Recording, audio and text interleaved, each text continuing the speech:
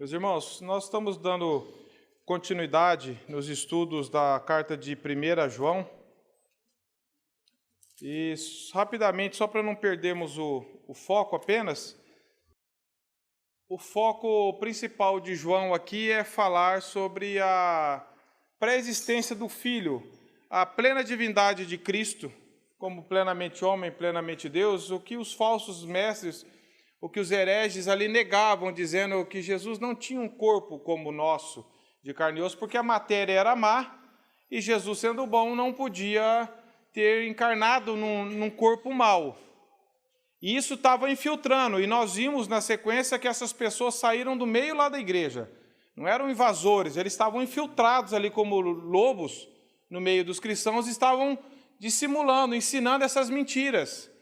E muitos crentes poderiam estar correndo o risco de serem enganados, porque nós precisamos estar sempre sendo reforçados na verdade. E nós falamos que se nós tivermos dúvida de quem é Jesus, nós iremos duvidar da Bíblia toda. Nós precisamos renovar a nossa fé, a nossa convicção de quem é Jesus, que Ele é o Filho de Deus, Ele é plenamente homem, plenamente Deus, Ele veio a esse mundo no corpo como o nosso, morreu pelos nossos pecados, deu a sua vida por nós voluntariamente e ressuscitou vencendo a morte. E essas pessoas negavam que Jesus tinha corpo, e qual que era a implicância, qual que era a consequência disso? Que não tem pecado. O corpo não tem importância, você pode fazer o que você quiser com o seu corpo, o que importa é a alma. Então vivam no pecado, e João vem combatendo isso, confessar pecados, quem diz estar em Cristo deve andar como ele andou, e por aí vai, nós estamos vendo essa sequência. Hoje nós estamos aqui no capítulo 3 da carta de 1 João, e vamos falar do verso 1 ao verso 10, se Deus assim permitir. 1 João capítulo 3, versos de 1 a 10. Nós vamos ver aqui, meus irmãos, um contraste, como João vem fazendo alguns contrastes, luz e trevas, Deus e mundo, pecado e confissão, e João gosta muito desses contrastes bem fortes, e aqui ele vai fazer um contraste muito forte, que talvez nós precisamos, diante de Deus, ter essa convicção. Ele vai falar como se ele estivesse falando assim, vamos ver quem é seu pai, vamos ver de quem que você é filho, de Deus ou do diabo? É as expressões que João usa. E nós vamos ver que João não é daquele tipo que fala que todo mundo é filho de Deus, todo mundo é filho de Deus, que coisa bonita, todo mundo. João vai combater esse ensino. Toda a Bíblia combate isso, e João fala de forma bem enfática aqui, que nós vamos ver como que quem são os filhos de Deus e como esses filhos de Deus devem lutar contra o pecado, em busca da santidade. Então, João vai dar esse contraste aqui para nós. Vamos ler o texto primeiro. 1 João 3, de 1 a 10. Diz assim a palavra de Deus: Vede que grande amor nos tem concedido o Pai, ao ponto de sermos chamados filhos de Deus, e de fato somos filhos de Deus. Por essa razão o mundo não nos conhece, porque não o conheceu a Ele mesmo. Amados, agora somos filhos de Deus, e ainda não se manifestou o que havemos de ser. Sabemos que, quando Ele se manifestar, seremos semelhantes a Ele, porque havemos de vê-lo como Ele é. E assim mesmo se purifica todo o que nele tem essa esperança, assim como Ele é puro. Todo aquele que pratica o pecado também transgride a lei, porque o pecado é a transgressão da lei. Sabeis também que Ele se manifestou para tirar os pecados, e nele não existe pecado. Todo aquele que permanece nele não vive pecando. Todo aquele que vive pecando não o viu, nem o conheceu.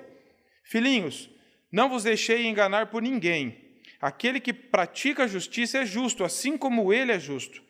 Aquele que pratica o pecado procede do diabo, porque o diabo vive pecando desde o princípio. Para isso se manifestou o Filho de Deus, para destruir as obras do diabo. Todo aquele que é nascido de Deus não vive na prática do pecado, pois o que permanece nele é a divina semente. Ora, esse não pode viver pecando, porque é nascido de Deus. Nisso são manifestos os filhos de Deus e os filhos do diabo. Todo aquele que não pratica a justiça não procede de Deus, também aquele que não ama a seu irmão. Meus irmãos, o texto aqui começa de João falando, vede que grande amor nos tem concedido o Pai. Queria pensar no começo sobre essa verdade que quando eu fui estudar esse texto, já fiquei um tempo refletindo na minha vida com relação somente a essa expressão. Vede que grande amor nos tem concedido o Pai. O problema, meus irmãos, é quando nós nos acostumamos com o amor de Deus. Sabe, o problema é quando você fala do amor de Deus, isso não te causa mais impacto. Veja que grande amor nos tem concedido o Pai. E passamos batido. João aqui está maravilhado, ele está falando, vede que grande amor. Ele está falando daquele amor que João expressa lá no Evangelho, João 3,16. Deus amou o mundo de tal maneira. É um amor imensurável, inexplicável, é um amor grande.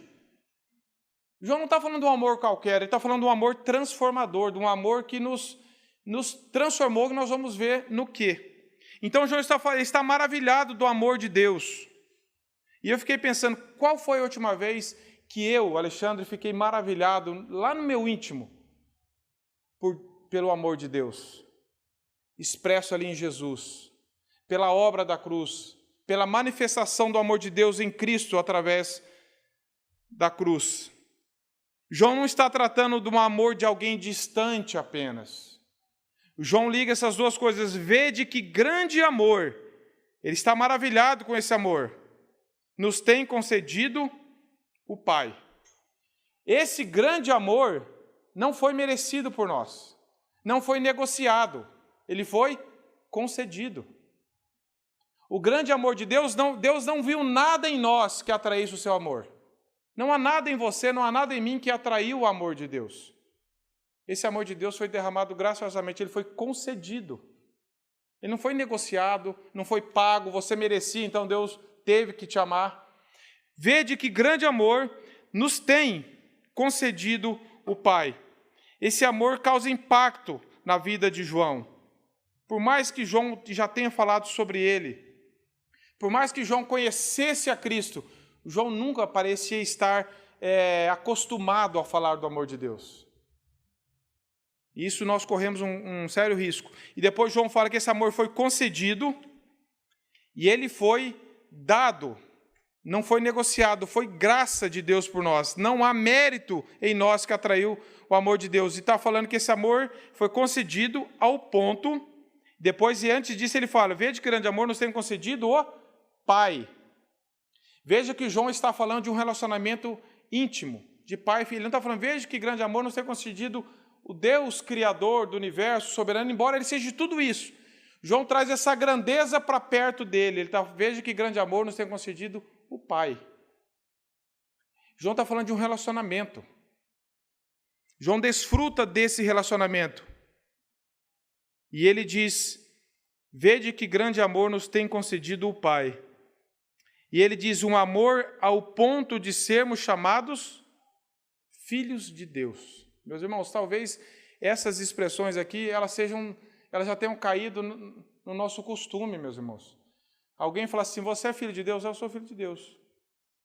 E você e eu não nos regozijamos, não trememos mais diante dessa verdade, não nos maravilhamos diante disso, porque nós não éramos filhos de Deus. O que Paulo fala lá em Efésios? Nós éramos filhos da ira.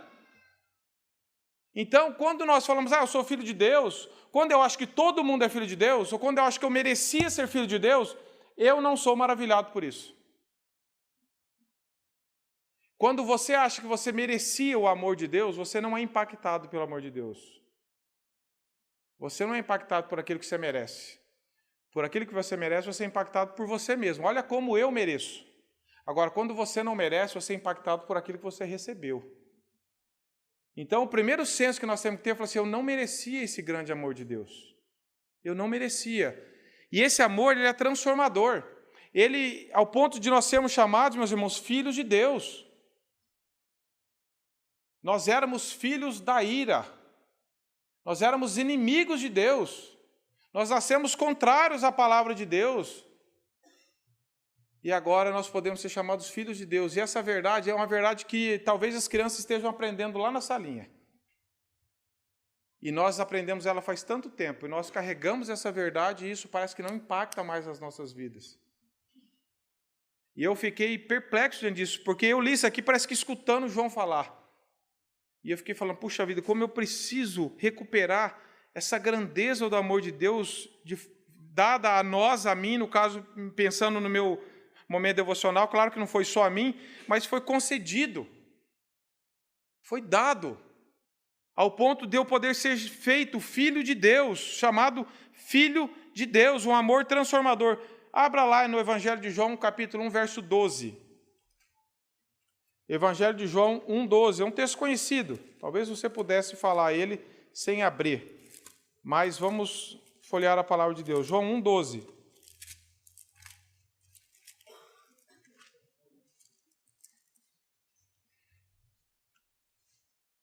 Diz assim: mas a todos quantos o receberam, deu-lhes o poder de serem feitos filhos de Deus, a saber, os que creem no seu nome. Todos os quantos receberam pela fé que ele mesmo deu.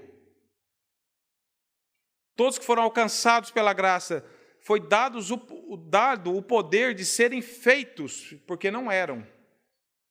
Feitos filhos de Deus. Quem? Todo mundo? Não, aos que creem no seu nome. Aos que creem no nome de Jesus Cristo, como Deus encarnado, como plenamente Deus, plenamente homem, o único e suficiente Salvador, foi dado o poder para você e eu cremos nisso. Isso nos faz filhos de Deus. O amor de Cristo não é somente de palavras. 1 João 4,9, na carta aí mesmo. Nisso se manifestou o amor de Deus em nós, em haver Deus enviado o seu Filho unigênito ao mundo para vivermos por meio dele. Nisso se manifestou o amor de Deus por nós. Deus amou e deu o seu único Filho. E por causa do Filho unigênito, nós somos feitos filhos adotivos de Deus. Nós somos feitos filhos de Deus. Romanos 5, 8 e 9 diz assim: mas Deus prova o seu amor para conosco pelo fato de ter Cristo morrido por nós, sendo nós ainda pecadores. Logo, muito mais agora, sendo justificado pelo seu sangue, seremos salvos da ira, salvos por ele da ira. Não é que nós seremos filhos de Deus, meus irmãos. Todos os que creem são feitos filhos de Deus. Você agora tem um pai. Deus estende o seu amor ao seu Filho Jesus Cristo, e por meio de Jesus, todos os seus filhos adotivos, todos aqueles que creem no unigênito do Filho de Deus, são feitos filhos de Deus, por adoção.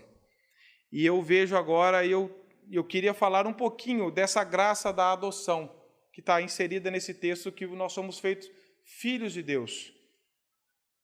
Nós não éramos. Deus, além de nos justificar, nos adotou como seus filhos. Nós somos inseridos na sua família. Como filhos, agora nós pertencemos a um pai, a uma família. Nós não estamos soltos. A dádiva da justificação traz consigo a adoção. Todo aquele que Deus justificou, que Deus separou, que Deus perdoou, Deus também adotou. Não há ninguém que foi justificado e não foi adotado.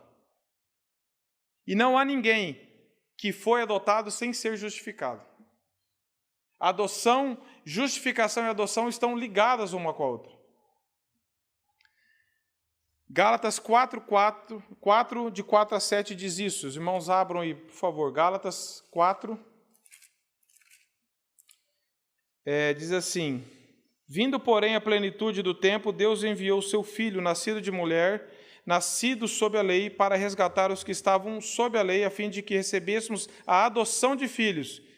E porque vós sois filhos, enviou Deus aos nossos corações o Espírito de seu Filho, que clamamos Abba Pai, de sorte que já não é escravo, porém filho, e sendo filho também herdeiro de Deus. Meus irmãos, tenta imaginar essa cena.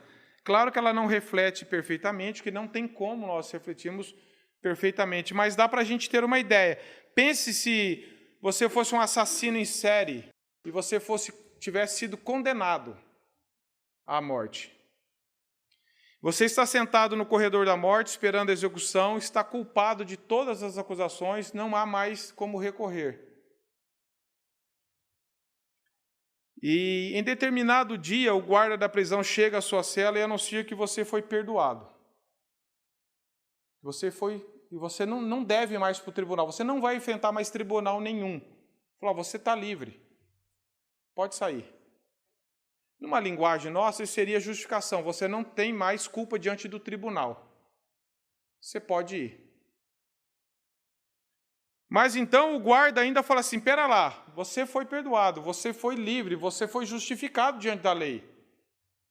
Não vai embora não, o juiz quer adotar você para você morar com ele. Você agora vai viver, você vai sentar na mesa dele, você vai ser filho dele. Tem diferença? O cara falou assim, você está perdoado, pode ir embora. Agora, não, além de perdoado, ainda eu te adotei. O exemplo, claro que é pobre, meus irmãos. Porque nós não estávamos esperando a sentença de morte, nós já estávamos mortos. Mas isso fala um pouco, meus irmãos, que quando se trata de adoção, é mais ou menos isso que Deus fez por nós. Deus perdoou, esquecendo os nossos pecados, Ele nos vestiu com a perfeita justiça de Cristo, mas Ele então vem e nos adota, nos chama de filho. Aquele que era inimigo, condenado, foi liberto e agora é feito filho.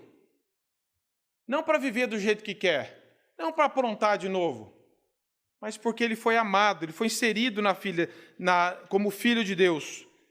Pense se ele tivesse te perdoado, mas não tivesse te adotado. Você estaria livre, mas você não teria sido feito filho de Deus. Mas nós sabemos que Deus não faz isso. Todos aqueles que Deus justifica e perdoa, Ele também adota como filho. Isso é graça sobre graça. Paulo lá diz em Efésios 1,4, diz que Ele nos predestinou para a adoção antes da fundação do mundo. Isso já é graça de Deus, não foi como o Danilo foi hoje, plano B, não existe isso. Deus está executando o plano dele pré-determinado, e isso faz parte. Então, meus irmãos, a justificação, ela assegura o nosso relacionamento legal com Deus na função de juiz. Na justificação, Deus declara que nós somos justos em Cristo. Nós não devemos mais, a conta foi paga. A adoção, que é nesse caso feitos filhos de Deus, assegura o nosso relacionamento familiar e íntimo com Deus. É muita graça, meus irmãos. Você e eu, além de não sermos mais culpados, nós agora somos chamados de filhos daquele que tinha o direito de nos punir. E isso talvez, muitas vezes a gente fala disso da boca para fora e não mexe com a gente. Não transforma o nosso coração, a nossa mente, o nosso relacionamento. Sou filho de Deus e continua vivendo. Foi perdoado, não tem a dimensão do tamanho que a gente, da qual a nossa situação. Essas duas coisas andam juntas. Aqueles que Deus justifica, Ele adota. Grave isso. Quem não é justificado não é adotado. A adoção não pode ocorrer sem a justificação. E a justificação sempre resulta em adoção. Inseparáveis. Não tem ninguém que Deus perdoou, mas falou, não quero você como filho. E não tem ninguém que Deus chamou para si de filho que não tenha pagado o pecado dele. Mas, no caso ali do governador, só para nós vermos que o exemplo ele é pobre, o governador podia perdoar um assassino com uma simples assinatura à distância. Até com assinatura digital hoje, né? Sem conhecer, sem saber. Ele não precisava se envolver pessoalmente com o criminoso. Mas Jesus não fez isso. Jesus, para nos libertar da condenação eterna, Ele não falou assim, pode soltar lá. Ele teve que derramar a assinatura dele foi o sangue dele. Ele teve que derramar um sangue inocente e uma vida pura para pagar os nossos pecados. Isso é muito sério, meus irmãos. Isso é muito sério. Essa analogia falha, mas a realidade é que Deus não pode nos perdoar simplesmente falando. Deus criou o universo falando, mas para nos salvar Ele teve que dar a vida dele. De tão sério que era o pecado. Ele nos perdoou a um custo altíssimo, meus irmãos. E como que eu e você estamos vivendo diante de tão grande salvação? Como que você encara isso na sua vida? Como que eu encaro isso na minha vida? Vede que grande esse amor de Deus por nós, ao ponto de nós sermos, se você crê em Cristo, ser chamado filho de Deus, ter sido perdoado e adotado na família de Deus. E agora João vai começar falando a consequência disso. Se você e eu cremos nisso, isso não pode ficar indiferente para mim, para você. Nós não podemos olhar para essa verdade e continuar a vida do jeito que estávamos. Então João vai falar agora. Ele continua no verso 1. Porque nós somos feitos filhos de Deus, e de fato somos filhos de Deus, e ele fala, por essa razão o mundo não nos conhece, porque não conheceu a ele mesmo. Então, aqui nós vemos, meus irmãos, que como o mundo é incrédulo, é hostil a Deus, não conhece, nunca reconheceu a Jesus Cristo como Filho de Deus, você acha que ele vai reconhecer e vai valorizar, ou vai aplaudir o fato de nós sermos cristãos e falarmos que somos filhos de Deus? Se o mundo sempre negou isso, sempre foi hostil, sempre odiou o Salvador. O mundo não reconheceu a Cristo, então não vai reconhecer, não vai bater palmas para nós e falar que coisa linda, eles não entendem isso. Essa é a razão. Porque não conheceu a Ele mesmo. E depois disso, verso 2, amados, agora somos filhos de Deus. Vejam como João está enfatizando isso. E ainda não se manifestou o que havemos de ser. Sabemos que quando Ele se manifestar, seremos semelhantes a Ele, porque havemos de vê-lo como Ele é. Aqui João está falando que nós já somos filhos de Deus, mas por causa do pecado ainda nós não experimentamos plenamente tudo que seremos no corpo glorificado, sem pecado, quando Jesus voltar. Não é que nós vamos ser mais filhos de Deus, é que nós vamos desfrutar a plenitude do que é ser filho de Deus. Porque hoje nós, embora já somos filhos de Deus, já experimentamos a paz, já temos a Cristo, isso vai ser visto plenamente quando Ele voltar, quando nós vermos Ele face a face, porque lá nós vamos ter um corpo transformado, não vamos ter mais o pecado, não vamos estar mais limitados em conhecimento, e vamos poder adorá-lo de forma mais plena. Então nós desfrutaremos de mais, seremos mais semelhantes a Ele, claro que nunca divinos, nós nunca vamos ser divinos mesmo, sempre criaturas, mas semelhantes num corpo glorificado, sem pecado. Nós vamos conseguir adorá-lo e desfrutar dessa comunhão muito mais intensamente, incomparavelmente do que conseguimos agora. Então, ele disse no verso 3, diante dessa verdade, qual que é a reação? E a si mesmo se purifica todo o que nele tem esta esperança. Se purifica quem nele tem essa esperança. Aqui está falando, meus irmãos, se você é filho de Deus, se você entende, se você foi um alvo desse grande amor de Deus, a primeiro sinal, primeira evidência na vida de um cristão é a busca pela santidade. Se você tem a Cristo como esperança, tem que haver transformação na sua vida. E não é transformação externa. O externo é o último estágio, começa lá no coração. Na mente transformada, no coração regenerado, e começa a um desejo de ser santo e puro por causa dele, como ele é. Então, nós vemos que a santificação é o lado visível da justificação.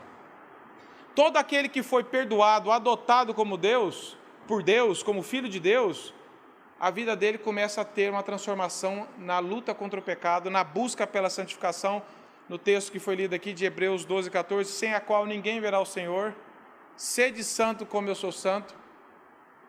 A vontade de Deus é a nossa santificação. O Tessalonicenses fala isso, Paulo fala lá. Então, se nós entendemos que se nós somos um alvo do amor de Deus, se entendemos que fomos feitos filhos de Deus, perdoados, adotados, tem que haver essa busca pela santidade, através de uma dependência do Senhor, através da leitura da palavra de Deus, na dependência do Senhor. Não é você e eu agora, deixa comigo que eu vou ser santo, é nós cada dia mais relacionarmos com Cristo, buscarmos a Ele através da palavra, na oração, numa vida de dependência, como vimos no estudo passado, permanecendo nele por causa do Espírito Santo. E o Espírito nos enchendo do Espírito, que nesse processo nós vamos sendo santificados. O Espírito Santo é o dínamos, é o poder que habita em nós para nos capacitar e operar essa santificação que nós devemos buscar diante de Deus. Então, a santificação, ela é o primeiro resultado aqui. Os irmãos abrem lá em 2 Coríntios 7:1, só para nós lermos esse texto. Tendo, pois, ó amados, tais promessas, purifiquemo-nos de toda impureza, tanto da carne como do espírito, aperfeiçoando a nossa santidade no temor de Deus, no temor do Senhor. Então, aqui, João se refere à santificação, àquele processo diário. no qual, pela graça de Deus e na força do Espírito Santo, capacitado pelo Espírito Santo, o crente vai mortificando os desejos pecaminosos e as tentações, revestindo-se mais e mais de Cristo. Quanto mais de Cristo eu e você tivermos, mais santificados nós seremos. Então, diz que purificar significa limpar da sujeira moral através da confissão. Como que nós podemos nos limpar? Como que nós podemos estar livres da culpa do pecado, da sujeira do pecado? Através da confissão. 1 João mesmo 1,9 diz que se nós confessarmos os nossos pecados, Ele é justo e fiel para nos purificar e nos perdoar de toda injustiça. Nós temos que recorrer a Ele em confissão e confessar os nossos pecados e pedir que Ele, mediante o Espírito Santo, traga essa capacidade de nós nos arrependermos. Então, nós aprendemos aqui, meus irmãos, que o primeiro sintoma daquele que entende do grande amor de Deus, daquele que foi feito Filho de Deus, é a santidade. E eu pergunto, como que está isso na sua vida? Como que está a busca pela santidade na sua vida? Nos pensamentos, no falar, no relacionar na sua casa primeiro, na igreja, no praticar esporte, como você está, na forma como que você pensa. Você está glorificando a Deus, você está cada dia mais se parecendo com Cristo, na forma como você relaciona, veste, casa, cria filhos. A santidade, ela abrange todo o nosso ser. Paulo diz lá em 1 Coríntios 6,20, para nós surgirmos da impureza, para glorificarmos a Deus com o nosso corpo. Nós devemos expressar essa santidade em todo o nosso viver. Depois, João começa aqui no verso 4, falar agora de um assunto. Primeiro ele fala assim da pureza, da necessidade de nós termos, ele fala da base que é o amor de Deus, ele fala da base que é a adoção, que nós somos feitos filhos de Deus, ele fala que nós devemos buscar a santificação, a pureza, porque nós temos nele a esperança, ele é a nossa esperança, ele é puro, Deus é santo, Deus é puro, isso é o maior motivador, é o maior incentivo e é o que nos atrai para ele. E esse dia eu estava estudando um livro, o autor falou uma coisa que me impactou muito, ele falou assim, toda vez que Deus quer transformar algo em nós, ele nos atrai para ele primeiro. É no relacionamento seu com ele, meu com ele, diário, de cultivo da palavra de Deus, próximo dele que ele vai trabalhar. Não tente resolver as coisas à parte do seu relacionamento com Cristo. Deus nos atrai para ele. E nessa atração que ele nos faz, ele começa a trabalhar o caráter dele em nós. Então aqui está falando, no verso 4, fala da natureza do pecado e a luta contra o pecado. Dos versos 5 ao 10, aqui, meus irmãos, nós vamos ver que o verbo pecar aparece 10 vezes. E hoje isso tem sumido da maioria dos sermões. Pecado tem. É deslize, é falha, é temperamento, é tudo menos pecado. E aqui João trata do que é pecado. Ele dá a definição de pecado, que é muito importante. Verso 4 ele diz assim, todo aquele que pratica o pecado também transgride a lei, porque o pecado é a transgressão da lei. Para os gregos, falar que pecar é errar o alvo. Errar o alvo, meus irmãos. Eu queria acertar no 10, acertei no 9. Não representa o que é o pecado. Pecado é deslize, não é deslize. Pecado é uma falha, não é falha. Pecado é uma rebeldia contra a lei de Deus. O que João fala? O pecado, quem pratica o pecado também transgride a lei, porque o pecado é transgressão da lei. Deus estipulou uma ordem. E o que o homem fez e a mulher fizeram lá no Jardim do Éden? Eu não quero, eu vou fazer isso. Errou o alvo? Não. Rebeldia. Toda vez que nós pecamos, nós estamos demonstrando rebeldia. Deus estipulou um padrão e eu falo assim, não, o meu jeito é melhor. O que eu acho é melhor. A minha forma é melhor. Isso não é deslize. Isso não é temperamento, isso não é fraqueza, isso é pecado, meus irmãos. Toda vez que nós pecamos, nós estamos transgredindo a ordem de Deus, a palavra de Deus. Então, João que está falando que define pecado como transgressão da lei, quebrar a lei de Deus, se opor à ordem de Deus e querer fazer o que está no seu próprio coração. Faça o que está no seu coração, isso é quebrar a lei de Deus. Pecado é qualquer falta de conformidade com a lei de Deus, guarde isso. Porque às vezes nós tratamos o pecado como uma coisa bem fraquinha. Queremos minimizar o efeito dele, o que ele é. Mas não tem como. É uma afronta contra a vontade de Deus. John Stott diz que é uma rebelião ativa contra a vontade de Deus. Rebelião ativa. Você e eu, quando pecamos, estamos nos rebelando contra a ordem de Deus. Nós temos a palavra de Deus e falamos assim, não, mas eu vou fazer o contrário. Isso não é deslize. Isso é fruto de um coração ainda que, ou que não foi regenerado ainda, e mesmo nós que fomos alcançados pela graça ainda lutamos. E toda vez que nós caímos, observe, nós nos rebelamos. Nós somos pelo que nós achamos melhor. E João estava falando isso focado no perigo que os cristãos lá estavam tendo. Na sequência, então, João fala que Jesus se manifestou para quê? Verso 5.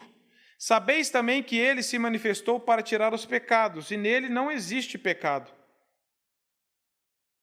Como que nós vamos praticar o pecado, viver na prática do pecado, se o verso 5 fala assim, sabeis também que ele se manifestou. Quando João Batista fala lá em João 1,29, eis o Cordeiro de Deus que tira o pecado do mundo. E aqui nós vemos, no todo o estudo de João combatendo sobre o pecado, confissão de pecado. E quem diz que faz uma coisa e faz outra está pecando. E agora ele está falando, sabeis também que ele se manifestou para tirar os pecados, porque nele não existe pecado. Deus é plenamente santo. Tirar os pecados não é somente o pagamento da culpa, mas também tirar o poder do pecado da vida do cristão. Romanos 6, de 11 e 12 fala, nós ainda estamos sujeitos a pecar. O pecado só vai ser erradicado de nós quando Cristo voltar. Mas nós não estamos mais sob o poder do pecado se nós somos feitos filhos de Deus. Nós podemos, diante da graça de Deus, falar assim, dizer não ao pecado, e sim à vontade de Deus. Então, nós não podemos nos fazer de vítimas. Não tem como, eu tive que pecar. Não teve que pecar, nós pecamos. Ninguém peca por obrigação. Nós pecamos porque nós acreditamos na mentira do pecado. Não se coloque como vítimas. Eu pequei porque não tinha jeito. Tinha jeito de não pecar. Se você é um cristão, tinha jeito. Não de viver sem pecado a vida inteira. A impecabilidade não é bíblica. Mas de você viver na prática do pecado, toda vez, não tinha jeito, não tinha jeito. É um sinal de que é uma evidência de que o coração talvez não foi regenerado. E é o que nós vamos tentar mostrar aqui. Hendricks, ele diz assim, o Filho de Deus, portanto, não pode continuar a pecar. E o descrente que se entrega ao pecado não pode ser um filho de Deus. Muitas pessoas podem se dizer filhos de Deus. Se você perguntar se é filho de Deus, todo mundo é filho de Deus. Mas o critério está aqui. Como você encara o pecado? Como você encara a palavra de Deus, a lei de Deus, com temor, com reverência? Você foi alvo desse grande amor de Deus? Você crê em Jesus Cristo? E no verso 5 ele diz, ele se manifestou porque não há pecado. E no verso 6 ele diz, todo aquele que permanece nele, nós já falamos várias vezes, como João gosta dessa expressão, permanecer, tanto na primeira carta, como lá no Evangelho, capítulo 15. Ele fala aqui no verso 6, todo aquele que permanece nele não vive pecando. Todo aquele que vive pecando não o viu, ou seja, não creu nele, não foi alvo da graça e nem o conheceu. O que João está falando aqui? Essa é uma consequência lógica. O João está aplicando um teste moral aqui, novamente. João já tinha falado que quem está em Cristo deve andar como ele andou. Se você diz que você crê em Cristo, a sua vida vai testemunhar disso. Se você está cada dia mais andando de acordo com a vontade de Deus, não apenas externamente, com hábitos, mas com o coração cada dia mais temente e crente na palavra de Deus e no próprio Cristo.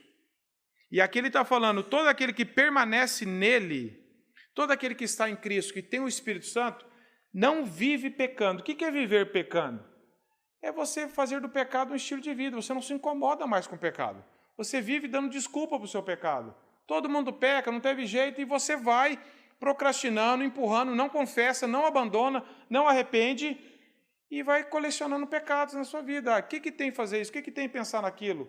E você vai, todas as formas de afronta a lei de Deus, a santidade de Deus. Você vai vivendo no pecado. Você faz do pecado um estilo de vida. Depois você fala que é filho de Deus? É isso que João está falando, é incompatível. A nova natureza de Cristo em nós é incompatível com a velha natureza. que se alegra no pecado. Nós podemos, infelizmente, ainda cair em pecado. Mas viver na prática do pecado, não tem como.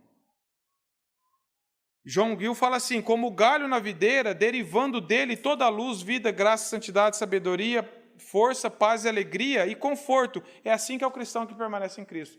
Ele vai tendo paz, alegria, ele vai frutificando, ele vai tendo vitória sobre o pecado. Quando ele pega, o que 1 João fala? Se confessarmos nossos pecados. Beleza, no capítulo 2, verso 1, ele diz assim, ó, eu escrevo isso para que não pequeis. Beleza? Mas se pecar, João está falando assim, ó, a nossa vontade tem que ser não pecar. Não fica com a carta na manga, todo mundo pega. João está escrevendo para não pecar. Aí ele fala, se pecar, porém, temos um advogado junto ao Pai, Jesus Cristo. Então você confessa. Mas não fica colecionando pecado. Não fica aquele que nem no livro do Jerry Breeze, né? Pecados intocados. Não fica querendo, toca no seu pecado diante de Deus. Fala, Senhor, meu pecado tem nome. É ira, é glutonaria, é inveja, é ciúme, é pensamentos impuros, é pornografia, seja lá o que for. Todas as formas de pecado. Dê nome ao seu pecado quando você for orar diante de Deus. Isso é muito mais impactante. Falar, Senhor, desculpa porque aquela hora eu perdi a cabeça. Não, Senhor, eu quis ferir o irmão, eu falei mal. Começa a falar. Porque já teve irmão que falou assim, nós não gostamos de falar o nome do pecado que nós gostamos de praticar. Muitas vezes a gente fica falando no geral, mas quando você fala, Senhor, o meu pecado é esse aqui, ó, Senhor. Eu sou um cara irado, eu sou um cara revoltado, eu sou um cara que ama a pornografia, eu sou uma pessoa que ama a indecência, a sensualidade. Senhor, tira isso de mim, me perdoa. Você começa a dar nome para os seus pecados. Então, diz aqui que todo que vive pecando, todo que permanece nele, veja, para nós não vivermos pecando, meus irmãos, não tem técnica, não tem passos, não tem força própria fora de Cristo, é todo que permanece nele. Fora de Cristo, nós vamos viver no pecado. Por isso que João dá ênfase, todo que permanece nele não vive pecando, porque é incompatível você estar em Cristo e gostar do pecado. E depois ele fala, e todo aquele que vive pecando é porque não creu, é porque não viu. Não conheceu. Aí João fala no verso 7, filhinhos, não vos deixeis enganar por ninguém. Aquele que pratica a justiça é justo, assim como ele é justo. João está falando, aquele que pratica a palavra de Deus, aquele que pratica a santidade, aquele que ama as coisas do Senhor, é porque o Senhor fez isso nele. Então, ele está falando, aquele que faz isso é porque ele foi justificado, é porque ele foi feito nova criatura, é porque ele está se parecendo com o seu pai. É tal pai, tal filho. Você está praticando coisas que Deus é. Então ele fala aqui no verso 8, aquele que pratica o pecado procede do... Leia, aquele que pratica o pecado procede do diabo. Porque o diabo vive pecando desde o princípio. Para isso se manifestou o Filho de Deus, para destruir as obras do diabo. Aqui João está falando aqui, filhos de Deus e filhos do diabo. Filhos de Deus buscam... Não é que filhos de Deus não pecam, eles não vivem na prática do pecado. Os filhos do diabo vivem na prática do pecado, não tem arrependimento, não tem confissão, não tem senso de quem é Deus, do amor de Deus, de quem é Jesus, simplesmente vivem seguindo o coração.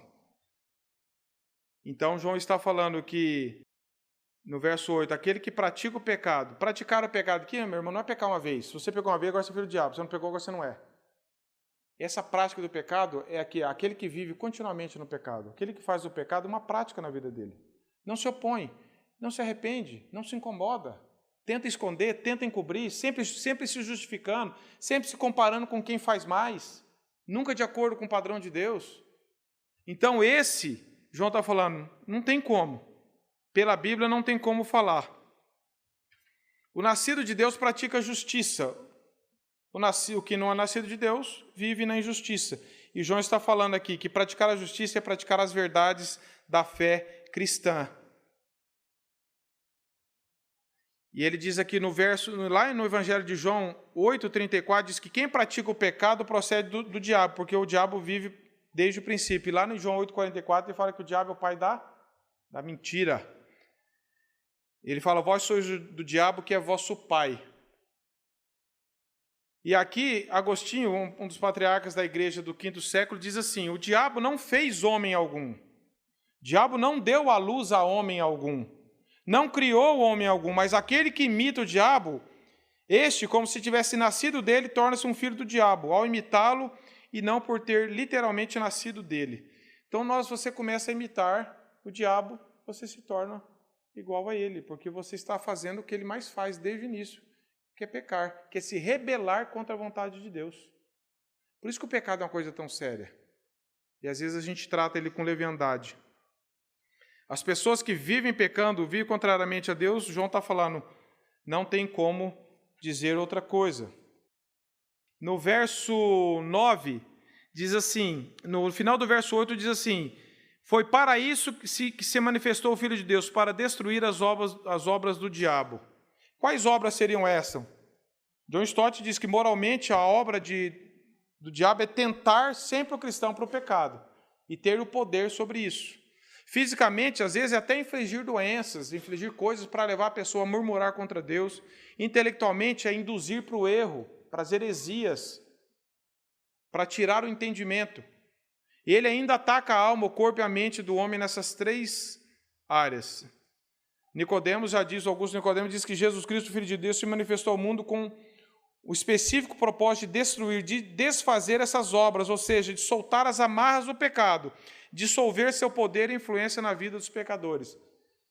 Jesus veio justamente para nos tirar do poder do pecado, da escravidão do pecado. E agora o cara que diz que é crente vai voltar para o pecado? Tem lógica? Não tem.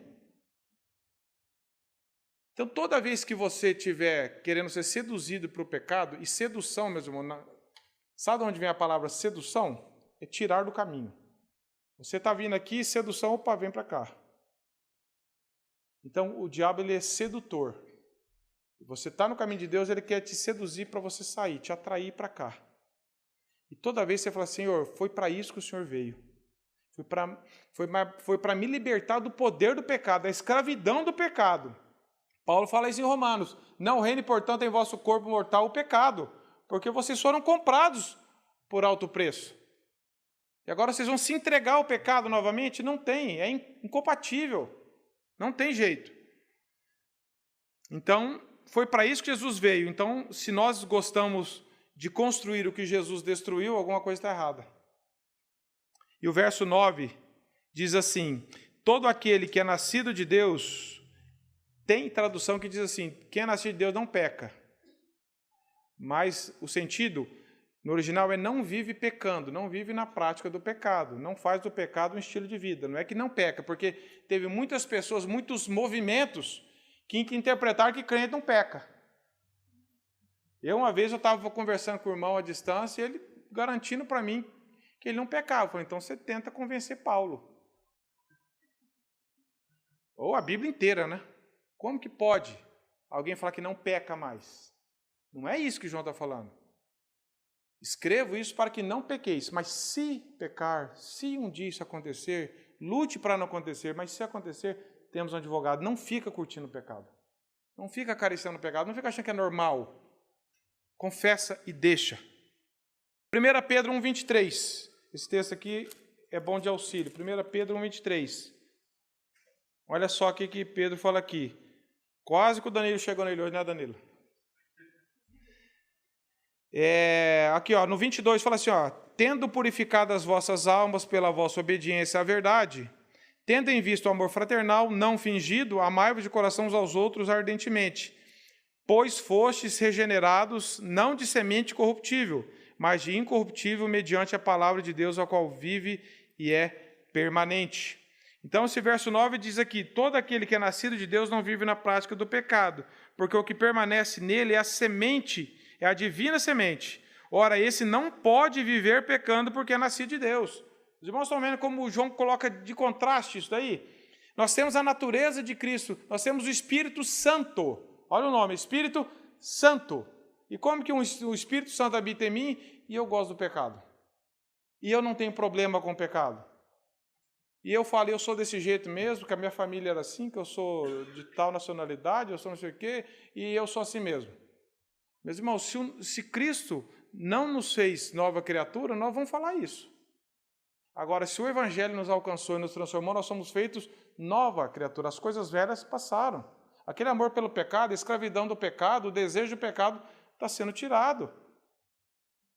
A escravidão do pecado, já nós não somos mais escravos do pecado, nós não podemos gostar do pecado. Nascidos de Deus é uma expressão bem usada por João. Só consegue evitar o pecado quem permanece em Cristo. João combate esse ensino o tempo todo. João não está falando que ninguém mais peca. João fala no capítulo 1, verso 8, para nós confessarmos o quê? O pecado. Então entenda, porque já me perguntaram isso, mas lá diz que quem é nascido de Deus não peca. E tem muitas pessoas que ensinam isso. Mas o que a palavra de Deus está ensinando é que não vive na prática do pecado. Pois o que permanece nele é a divina semente. Ora, esse não pode viver pecando porque é nascido de Deus. Foi regenerado, foi gerado de novo. Deus deu uma nova vida para você se você crê em Cristo. Não é incompatível mais com prazer no pecado. Há um poder divino reinando na vida do crente agora. É a graça do Espírito, o princípio interno na graça do homem, a nova natureza. A palavra semente aqui tem uma conotação figurativa. Hendricks diz que é a natureza de Deus, ou o princípio divino da vida de Deus ali.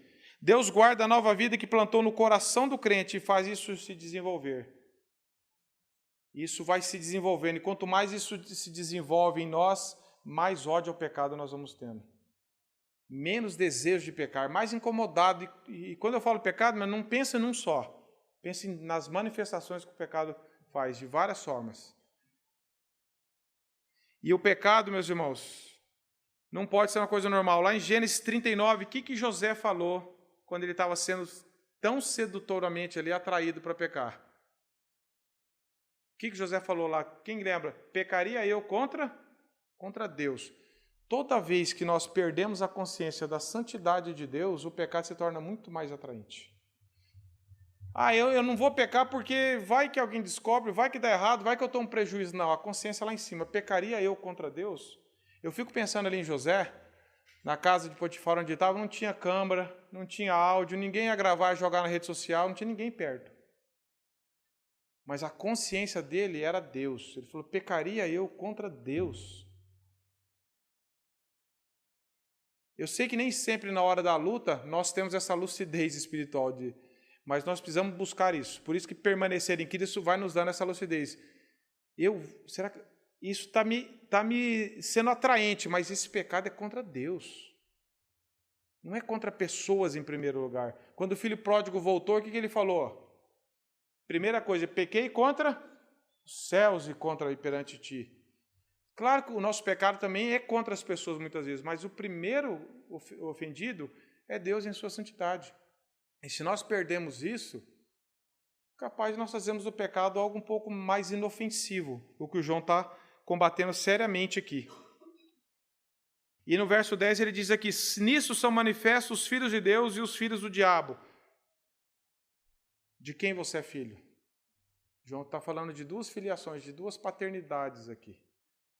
Nisso são manifestos os filhos de Deus. Todo aquele que não pratica a justiça não procede de Deus.